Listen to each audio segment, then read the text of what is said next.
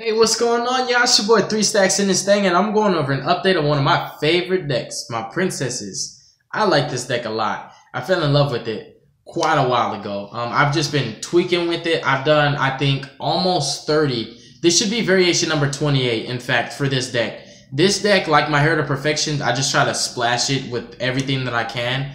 And this one, I'm really liking it. It's way more fast-paced. It's just more OTK. I guess we could say it's more aggro. It's not necessarily a hit or miss glass cannon. It still does what it does very well, controlling and making very, very optimal boards to allow you to survive for a couple turns before you go for your push. But we just put in some more ways to just get to the engine faster. Pretty much we've just added in more ways to, you know, search and draw, or decked in, we can say. So let's show you the main deck. We're playing 3 copies of Terra Tray. Flippity flip flop. She's amazing, dude. In tandem with the Pot of Forbidden, this is a sword and a shield in itself. We also have decided to start playing 2 copies of Princess Katana. Hiya! This was my baby pom-pom girl. This is my A1 since day one. I love this card a lot. I picked up 2 extras, so I was like, hey, let's play it. Because I've been wanting to do something with this deck in Stick Chair. And I was like, let's do it. So, just 2. I feel like 3 is just way too bricky in this deck, because if you don't open up with the way to Ritual Summon Terra Tray, this is a dead card in hand, obviously. But then I was like, when I was playing 1, I was like, I'm not seeing it enough. And then at the same time, you know what? I wanted to play preps to begin with, so I needed more targets. So I was like, all right, 2 is pretty good. It just helps you out a lot. And you'll see the targets that you search off of her when we get there. And it's coming actually like right now. So obviously, my favorite combo, Stick Chair. I call it Staff and Throne. Everybody names it different, but we're playing pretty much Prediction Princess, Shaddoll, Star Seraphs with a little bit of a Cyber Angel splash instead of the Invoked. I was doing it with the Invoked. I was like, you know what, the Invoked is awesome.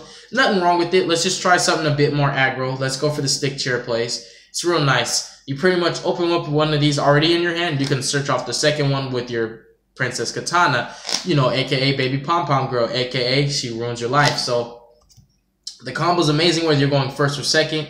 You draw so many good spells. If you're ever willing to sacrifice 1, you can still draw 3 off of the combo. And, rip a card from your opponent's hand, continue with your plays.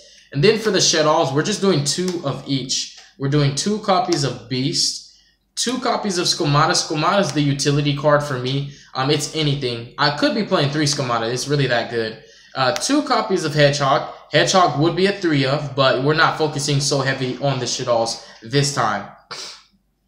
And then we have also my next favorite, which is going to be Falco. 2 copies of Falco. Falco for the synchro summoning, for the grind game, mid to late game plays. Falco is just an absolute beast of a card. Summoning Shikinaga back, face down, summoning Anoyatilis. Summoning your fusions back to the main monster zone is pretty impressive. In addition to, bringing back Beast, Hedgehog, whatever you want. It's nice. And then 1 Dragon, because Dragon, just complements the Shaddoll engine so well. It's a really nice one-off. And then we have the 1 Blue Boy. That's going to sum up the monster count. It's heftier than it was. We've literally added 8 monsters. We took out 4 monsters for them, so I guess we can say we're playing 4 monsters more than we usually do. We play that for, various reasons, and I felt like I wanted to have enough spells, though, still, because the deck thrives off of the spells, but then you have those hands where you draw all spells, and it's like if you get Joel and Lockbirded, you're kind of done. So I was like, we need to play a little bit more monsters. So starting off with spells, we have 3 copies of Las Vegas. Everybody goes to Vegas to get married. That's why I named this card that. Because you have 2 Ramekin. I said Ramekin. You have 2 mannequins getting married right here. Then you have the 2 copies of Optimus Prime just to get you there. 3 is bricky because our field spell is a hard once per turn both ways. So you never want to draw too many of this. For example, if we play 3 of this and, 3 Ritual Sanctuary, it wouldn't hurt so bad if we drew a Terra and a Ritual Sanctuary.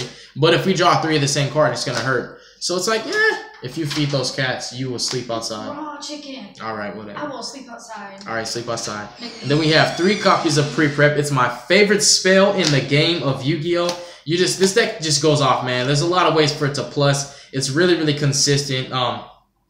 It opens up virtually the same way because it has so many different ways to get to the same the same end goal, the same board, the same hand. And then 2 copies of Prep. So we've got, the Ritual Sanctuary and the Preps just to help you to search things out. And that pretty much is for the searching. Then for the draw power, we have 3 copies of the Lord of Darkness. It's so easy and accessible in this deck. You play, you know, all the Shaddolls, they're all dark. It just helps you out a lot. Because sometimes you use your normal summon on something else. You don't have a Shaddoll fusion, so you're like, this Shaddoll can serve another purpose and just become a draw 2. And continuing on with the draw power, we play 2 copies of a Spellbook of Secrets. I guess we'll keep the secrets right here if you guys can see that very well.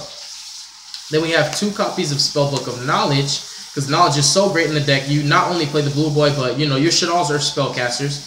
So it's worth the normal summon, believe it or not. Because normally when you normal summon a card like Hedgehog or Squamata and you knowledge it, you get a +2 basically. The card just turns into a draw 3 or a draw 2 and a search, which is really, really nice. And then in tandem with that, we also play 2 copies of Pot of Desires, not 3, because you just don't want to open up with too many of the daggone card. There's only certain decks where I feel like playing 3 is necessary, and this is not one of them, because it has so much utility, so much draw power. Every single spell you see here is just to get you there. So the deck's really consistent on that end. And then for your summoning cards, which pretty much enable your field presence, we have 3 copies of Prediction Ritual, and we also have 2 Shaddoll Fusion and 1 El Shaddoll Fusion.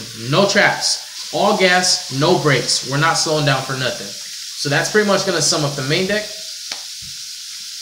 Honestly, like, I think in the experience I've had playing this deck, I've never really seen a bad hand.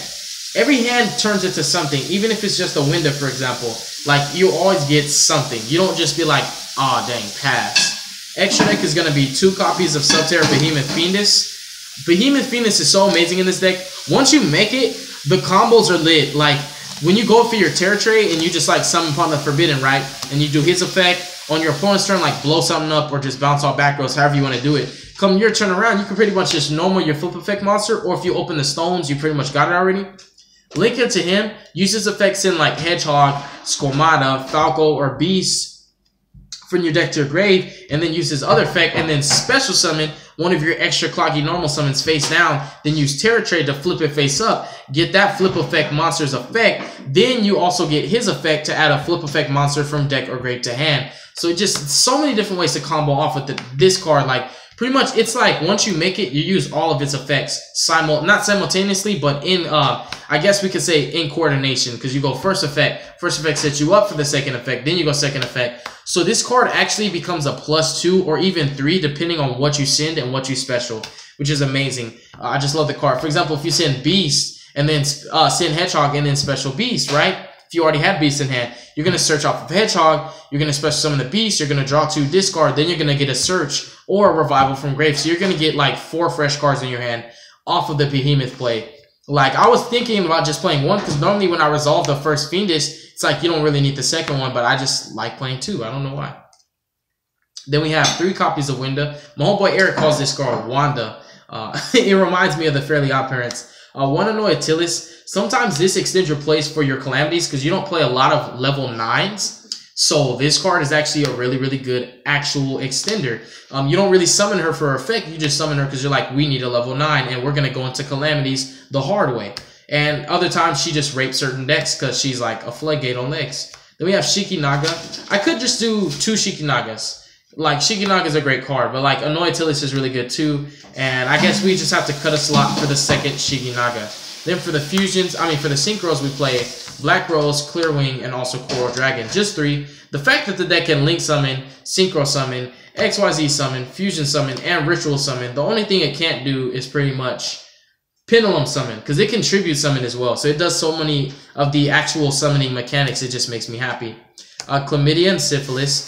Then we've got Tornado Dragon and the Starshare targets. Ouroboros for going first, Deltros for going second. That pretty much sums up the deck profile. You guys, let me know. Leave your honest opinion and feedback in the comment section below. Trust me, I read your comments and I pay attention to everything you guys say. I love y'all. Make good choices. Don't hurt your brain cells. And stay tuned for some more updates on the spicy deck profiles we got for you tonight. Peace out.